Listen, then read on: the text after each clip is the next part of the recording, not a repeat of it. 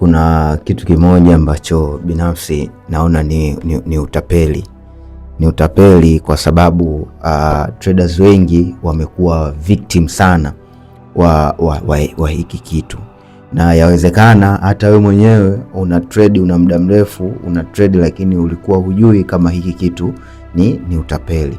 Na kwa bahati mbaya pia hiki kitu yani watu wanakifanya kila siku, hata wewe mwenyewe unakifanya kila siku, lakini hujui kama unakuwa unafanyaje, unanyonywa.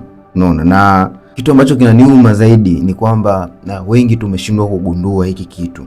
Unaona, kwa sababu still bado tunaendelea kunyonywa, yani tunaendelea kutapeliwa na huu mfumo uliopo. Unaona, na ukiangalia watu wengi sana wanapoteza sana pesa zao kwenye forex kwa hii njia ambayo traders wenzetu au mentors au brokers wanasema kwamba ni kutusaidia, kumbe iko ni vice versa. Hiyo sio kutusaidia, ila ni tunafanya kwa ajili ya maslahi yao wao wenyewe.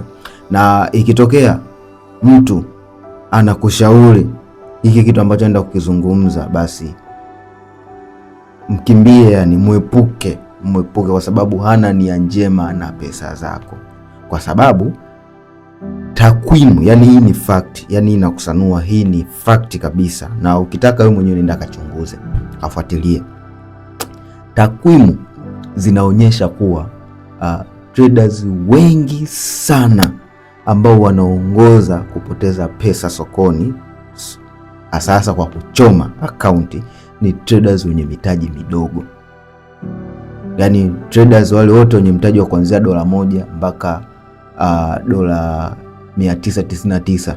Unaona, wengi wao ni wanachoma sana akaunti, wengi wao ni wanaunguza sana mitaji, wanapoteza sana. Sasa hiki kitu wengi wanakichukulia kama normal, wengine wanafikiria kwamba kusema kwamba ni ukosefu wa skills, ukosefu wa knowledge sahihi, lakini hapana, huu ni utapeli. Mnatapeliwa guys. Mnatapeliwa kivipi? Kwa sababu wewe haiwezekani mtu anakushauri eti nakwambia anakufundisha forex, afa ngwambia deposit hata $10 uanze kufanyaje kutrade. Wewe $10, $25,000, $30,000 na kufikisha wapi kwenye forex? Ndo yale ukija kwa ndugu zetu ambao wanabeti, mtu ana shilingi 500 anatafuta ana stake 500 alafu anaweka odds nyingi ili apate milioni 500. Ni impossible, ni kitu ambacho hakimake sense, na ndio kitu ambacho kinafanyika huku kwenye trading. Mtu anataka udeposit $10, akwambia eti unaweza hata ukaiflip. Unaona, utrade uiflip ufikishe $100, $200, $300 au $1,000. Ni kitu ambacho ni impossible. Tuseme kama inawezekana, haiwezekani. Inawezekana, lakini ni kwa bahati na ni nadra sana. Unaona, ila asilimia kubwa utaishia kufandi kila siku mtaji.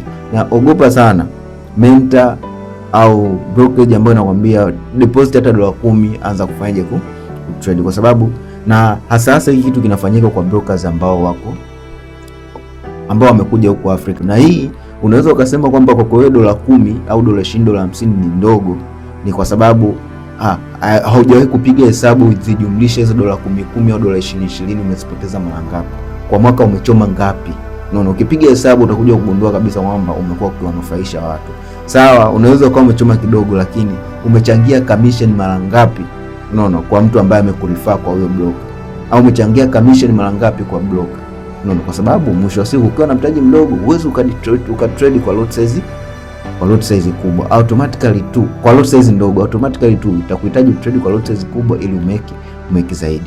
Sasa kuna mitego hiyo 5 ambayo kama wewe una mtaji mdogo lazima tu utanasa kwenye mtaji mmoja, kwenye mtego mmoja wao.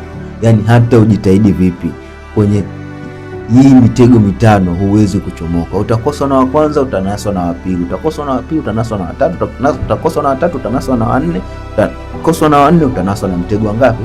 Wa 5. Yani huwezi kuchomoka. Yani kama una mtaji mdogo huwezi kuchomoka kwenye hii mitego 5 kwa sababu ya huo mtaji wako. Mtego wa kwanza ambao kama wewe una mtaji mdogo, na kwa nini unachoma wewe mwenye mtaji mdogo, ni kwa sababu mtaji mdogo haukupi room ya wewe kufanya makosa.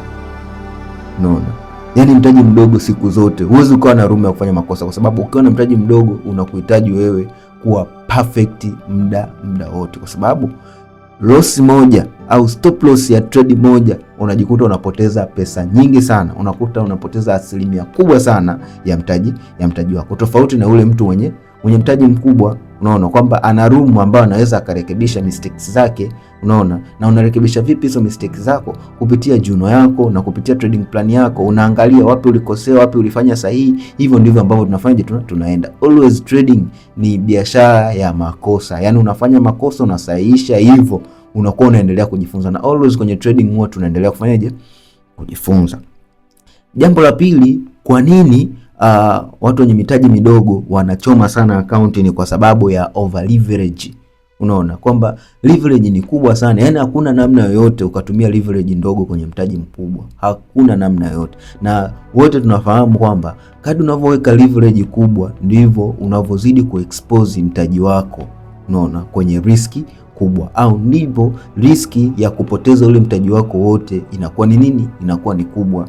Unaona, kwa hiyo the higher the leverage, the higher the risk. Unaona, kwa hiyo na wewe lazima utumie leverage kubwa. Unaona, kwa sababu leverage ndogo, ukiweka leverage ndogo labda let's say ya 1:10 au 1:100 kwa mtaji wa $10, uweze hata ukaweka trade kwa lot size ya 0.01 inagoma, au leverage ya 1:50 itakulazimu tu uweke leverage ya 1:1000, na kwenye $10 ukishapoteza $2 tayari ni 20%. Unaona, tayari unakuwa umebakiza 80% ambazo ni $8 ili uunguze mtaji wako. Unaona, jambo la tatu ni psychological pressure. Psychological pressure kwamba lazima yani loss kidogo inakupelekea unakuwa na nini? Na pressure. Lakini vile vile hii mitaji midogo inakupelekea uwe na pressure ya kutaka faida kubwa, yani inakutengenezea mazingira ya kutokuridhika na kile ambacho unakipata. Unaona, let's say wewe una mtaji mdogo labda wa $100, umepata $2 kwenye $100, kwa kweli unaona ni ndogo sana. Unaona, lakini in percentage wise ile ni 2%. Unaona, lakini kwa kweli unaona ni hela ndogo, kwa hiyo ile inakuongezea pressure wewe ya kutaka kupata zaidi. Hasa ndio pale unakuja ukuta kwamba trade hiyo moja wewe umetrade umepata $2, mwingine anapata $1000 au $200 au $300, next trade utajikuta unajilazimu unataka kufanyaje?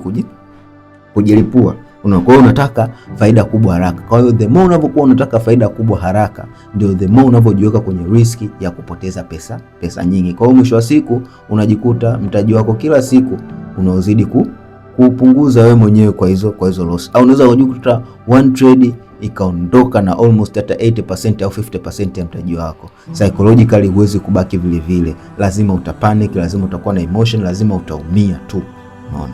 Jambo la 4 ni ukosefu wa risk management au poor risk management, kwa sababu mtaji wa $100, $200 au $10 huwezi kupangia risk management, kwa sababu moja ya rules za risk management zinatuambia kwamba hatutakiwi kuriski zaidi ya 1 hadi 3 ya mtaji wetu. Sasa wewe mtaji wa $50 umepoteza $10, tayari ni 20% hiyo, lakini mtu yule mwenye mtaji wa $10,000 akipoteza $100 ni 1%. Unaona, yani ni watu wawili tofauti. Kwa hiyo automatically wewe mwenye $50 umepoteza $10, utabaki na 40, tayari utaanza kuwa na kile kimuemue, unaona, cha kuanza kupaniki, zile hisia mbaya. Ila yule mwenye $10,000 umepoteza 1%, still ataendelea kuwa normal, na next trade anaweza akaperform fresh, ila tofauti na wewe. Next trade unaweza kaingia kwa revenge ili kulicover zile $10 na uweze kumake zaidi. Kwa hiyo itakulazimu uingie trades kwa fujo, unaona, au ujilipue. Jambo la 5 na la mwisho ni kukosa uvumilivu. Nasema lack of patience. Asilimia kubwa watu wenye mitaji midogo hawanaga uvumilivu, unaona, hawanaga uvumilivu. Hiki kitu mimi mwenyewe nimekiexperience, unaona, yani kusema kwamba kuvumilia kwamba eti mtaji wako ukuze mdogo, sijui kuna kuaga na kapepo gani. Unaweza ukasema bwana, mimi na deposit hii $100 au $10 au $20, sitaki kuichoma, nataka ni trade mdogo. Utaenda wiki ya kwanza umeperform vizuri, wiki ya pili umeperform vizuri, wiki ya tatu unajikuta tayari unakuwa na confidence, unashindwa kuvumilia kwenda na ile speed yako, unataka ujilipue uende haraka. Mwisho wa siku, the moment unaongeza lot size kwenye huo mtaji wako mdogo, ndio the moment unapata big drawdown, na hiyo drawdown unajikuta unapoteza zile profit zote ambazo umezitengeneza kwa muda wa wiki 2 au 3. Kwa hiyo automatically mwisho wa siku utasema liwalo na liwe linakuwa kweli unachoma account. Kwa hiyo guys, Mwepuke sana na mentor ambaye anataka udeposit $10 utrade, au brokerage ambayo anataka udeposit $10 utrade. Hizo $10 ambazo unazideposit hizo, ukija kuzijumlisha, alo mzee, mwisho wa siku unajikuta umepoteza pesa nyingi sana. Najua nitaonekana niko against sana na watu wengi, ila huu ndio uhalisia. Yani huu ndio uhalisia mkubwa, kwa sababu ukitrade na mtaji mdogo itakulazimu utrade kwa lot size kubwa, unachangia commission, na unakuta per lot broker wengine wanakupatia $6 hadi $12. Kwa hiyo imagine wewe ukifikisha tu lot size ya moja, yule ambaye amekulifaa kwa broker anatengeneza $6 bila hata kufanya chochote. Unaona? Just imagine the business inapokuanza. Kwa hiyo lazima akushawishi deposit hata mtaji huu au kwa pesa yako ulikokuwa nako, utrade kwa lot size kubwa, yeye kula generate pesa bila kutumia jasho lote. Kwa mwisho wa siku unaweza kujikuta kwamba sawa utapata profit mara kwanza, lakini by siku ambayo utakuja kuchoma, uzuri siku ya kuchoma bwana hainaga jina wala hainaga saa. Unashtukia tu asubuhi kwa $200, jioni huna kitu, kapuku.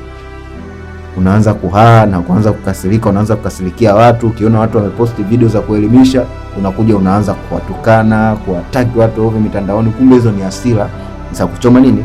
Ya kuchoma account. Kwa hiyo tuwe makini, tuepuke kutapeliwa. Hizi $10 tunatapeliwa sana, na ndio pesa nyingi sana ambazo broker anaingiza. Yani broker anatengeneza pesa nyingi sana kupitia hii mitaji midogo, tofauti na wale watu wenye mitaji mikubwa, kwa sababu watu wenye mitaji mikubwa wako aware na risk management, tofauti na sisi wenye mitaji midogo.